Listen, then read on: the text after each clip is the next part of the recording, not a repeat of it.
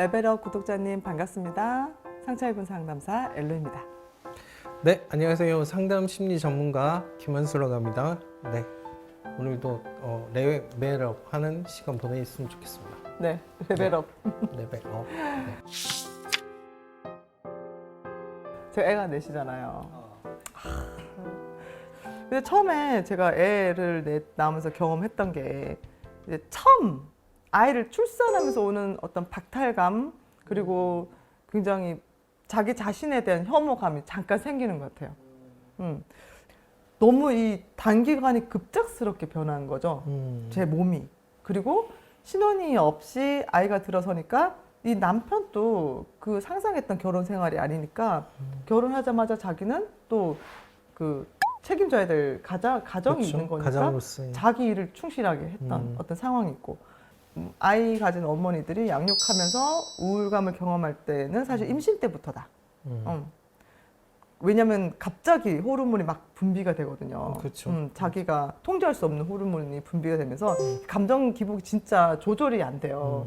그리고 먹고 싶은 것도 갑자기 막 잠을 못 잘 만큼 먹고 싶을 때도 있고 또 먹고 싶어서 샀는데 막 입덧 때문에 못 먹고 이런 어떤 생리적인 반응 때문에 우울감이 있을 수 있어요. 그리고 또 임신이 시작되면서 배가 막 이렇게 남산만한 이렇게 나오고 그리고 막 몸이 튼단 말이에요. 그러니까 아가씨였던 그런 특히 몸의 외모에 관심이 많았던 아가씨였다면 결혼하면서 아이를 가지면서 자기 몸이 막 변하는 거죠. 네.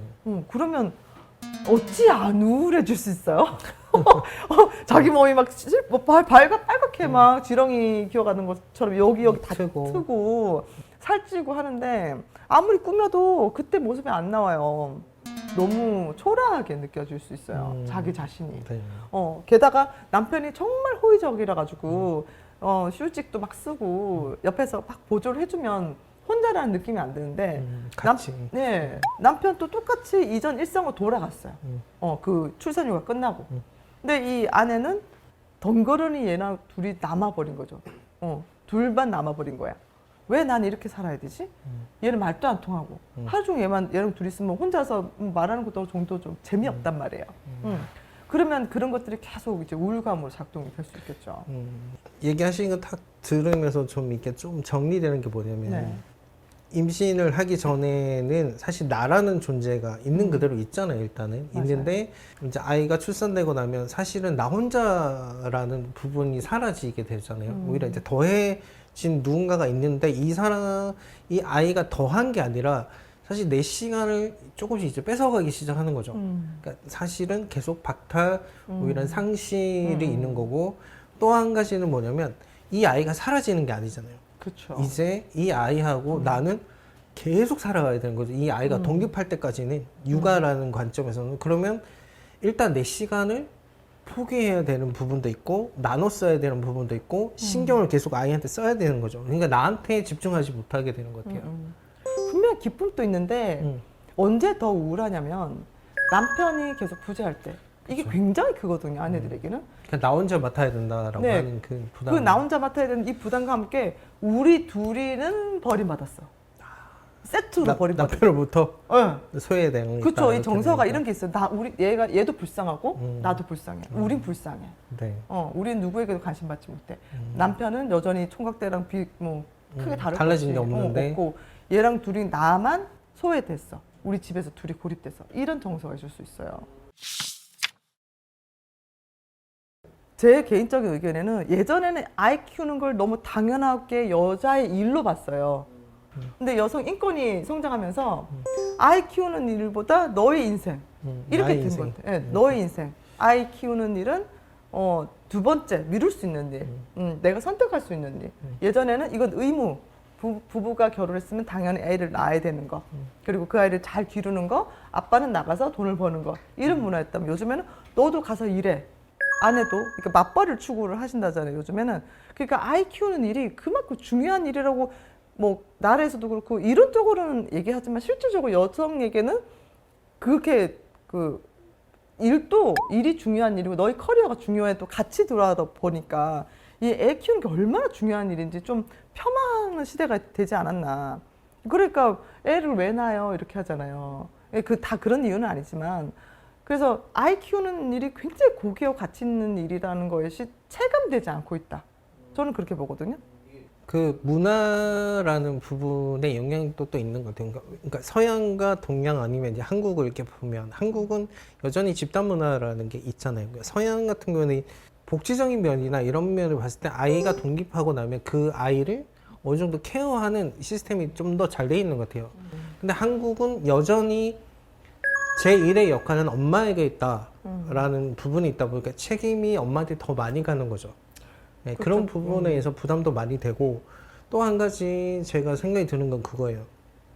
옛날에는 내가 아이를 키우다가 뭔가 고민이 생기거나 뭔가 잘 모르겠다 하면 바로 옆집에 물어보면 되고 그리고 옆집 엄마가 야 내가 돌볼게 아니면 내가 잠깐 할게 막 이런 게 된단 말이에요. 근데 지금은 다 개인주의적 사회. 그냥 집에서 뭔가 일이 생기면 자기가 감당해야 되는 거죠. 인터넷 찾아본다고 해서 정보가 있어. 근데 그 정보는 그냥 데이터지. 그대로 한다고 해서 아이가 그대로 먹히는 것도 아니고. 예, 그러니까 모르는 상황에서 자꾸 일은 자꾸 터지고 아이가 어떻게 될지 모르는 일이 자꾸 벌어지는 그 어떤 장에 있게 되는 거잖아요. 혼자 감당해야 되는 그렇죠. 혼자 상황이죠. 감당해야 되고 특히 이제 우리가 이제 우울증이 이제 학습된 무기력인 것처럼 그런 거 요소가 있잖아요. 그러니까 내가 이 공간에서 무언가를 할 수 없는 상황인데 잘 모르는 상황인데 계속 있어야 된다. 근데 누군가 도와줄 사람이 없다. 특히 이제 아까 말씀하신 대로 남편이 와서 우리 같이 감당하자 하면 사실은 좀 이 어떤 부담감이나 불안감이나 우울이 좀 내려가는데 그게 굉장히 아니라 내려가죠. 뭔가 아이에 대한 대처를 내가 못하면 오히려 남편이 집에서 뭐 했어 이런 얘기를 하거나 왜 그것밖에 안 돼 이런 비난을 받을 것 같으니까 또 얘기를 못하게 되니까 고립이 되어 버리면서 더 우울해지는 것 같아요. 그 엄마들의 우울감은 이 아이들과 이제 관계에서 항상 남편이 부재한 이유 때문에 걸리는 경우가 거의 많아요. 남편이 잘 옆에서 지지를 해주면, 그러니까 부부가 중심이 되는 가정이면 이 엄마가 육아에서 우울이 경험된다는 거는 네. 굉장히 적죠. 탓할 필요해요. 그럼 보통 타겟이 남편이 되거든요. 내가 그쵸. 너만 안 만났으면, 너랑 만나서 때문에. 애만 안 낳았으면 막 이렇게 간단 말이에요. 그게 아니라 지금은 둘이 협력할 때라는 거죠. 그리고 지금 나는 도움이 필요할 때라는 걸 아내분이 받아들여야 될 거. 지금 도움 받을 때지 누군가 탓하고 지금을 절망스럽게 계속 경험하고 이 악순환에서 계속 그냥 굴러갈 때가 아니다. 같이 하는 건데 그게 평생은 아니에요. 그 몇 년만 고생하면 되는 거거든요. 이걸 내가 언제까지 해야 돼? 몇 년만 고생하면 애가 이제 걷고 서고 뛰고 학교 가면 그때는 엄마도 이제 사회생활 할 수 있고 그때 맞벌이 하면서 우리는 행복한 가정을 꾸릴 수 있으니까 그때만 남편분께서 좀 같이 견뎌주면 참 좋겠다. 근데 뭐 그 부분에 있어서 남편이 좀 달라져야 되는 거잖아요, 사실은. 그러니까 아내분도 달라져야죠. 왜냐면 애를 낳다 보면 애밖에 없어지거든요. 남편 찬밥 주고 애기는 이제 진수성찬 이제 이유식 끓여주고 이런 경우가 허다하잖아요. 이런 것들을 두고 아내분도 우리의 가정의 중심은 아이가 아니라 부부다. 가정의 중심은 부부다라는 걸 항상 놓치면 안 되시고 나를 도와줄 사람은 남편이고 내가 갈구고 비난하고 욕할 대상이 남편이 아니라 정말 남편은 모르는 사람이니까 조금 더 알고 있는 아내가 알려줘야 돼요. 그리고 남편분도 무슨 도움이 필요해 물어보고 자세히 물어보고 그럼 남편이 그걸 아내한테 물어보면 내가 그걸 다 알려줘야 돼? 아 비켜 이러지 말고 이런 게 필요해 이렇게 그쵸. 해주면 좋아. 협력을 할 수 있는 능력이 있어야 이 우울로부터 육아 우울로부터 해방될 수 있다. 그리고 그 관계가 중요하고 그 다음에 이제 비교 SNS 끊으세요. 나도 그때 그 맘카페에서 엄청 살았는데 상대적 박탈감 되게 심하더라고요. 서로가 지금 어떤 상태인지를 대화를 하고 어떻게 서로 해결해야 될지에 대한 그 협력이 필요할 것 같은데 그게 아니라 나는 지금 밖에서 이렇게 스트레스를 갖고 왔는데 네가 지금 나한테 지금 스트레스를 더 준다고 남편들은 또 착각을 하게 되는 거죠. 이렇게 해버리게 되면 아내분들이 그렇게 얘기하죠. 애는 나만 낳니? 그치. 이렇게 얘기하게 되면서 더 이제 아까 말씀하신 대로 소외되는 것 같아요. 이거는 평생에 이때 말고 기회가 없는 거예요. 그래서 어느 순간 어느 정도 아이들이 클 때가 반드시 오는데 크고 나면 돌이킬 수 없어요. 너무 후회돼요. 이 부메랑이 또 있죠. 지금 현재로 그럼요. 뭔가 잘 이렇게 양육에 대해서 제대로 못하게 되면 이게 더 이제 아이들이 더 커서 이제 음. 이제 성인이 돼서 그 아이들이 또 힘들어하면서 또 이렇게 아유, 되는 경우도 여러분들 많으니까. 버신돈 평생 버신돈요 한순간 그냥 날아갈 수 있어요. 네. 자식 교육 잘못시키면 경험 많이들 하신 거 보시잖아요. 그러니까 요때는 잠깐이고 돌이킬 수도 없는 시간이고 우린 함께 견뎌야 될 배를 탔을 그게 되게 뿐이니까 내가 더 손해니 네가 더 했니 이런 거 할 필요 없이 지금 몇 년만 견디시면 되는 거예요. 그럼 나중엔 빛이 보이고 그걸 추억할 수 있거든요. 우울하다는 아내는 좀 더 자기한테 솔직한 마음을 드러낼 수 있게끔.